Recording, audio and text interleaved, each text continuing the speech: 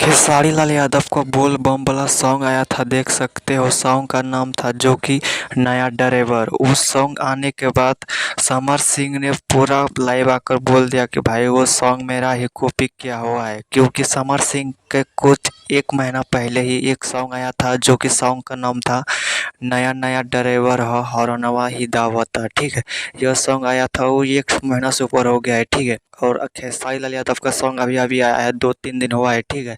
तो समर सिंह सीधे बोल रहा है ये सॉन्ग मेरा ही कॉपी किया हुआ है, जो कि भाई हम पूरा सॉन्ग सुने थे दोनों का, ठीक है, लेकिन पूरा अलग था। फिर भी बोला जा रहा है कि मेरा ही सॉन्ग कॉपी किया है।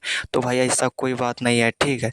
ये लोग ऐसे ही बोलता रहता है, ठीक है। जो ज़्यादा फेमस होता है ना तो उसको बदनामी वैसे होता है, ठीक है।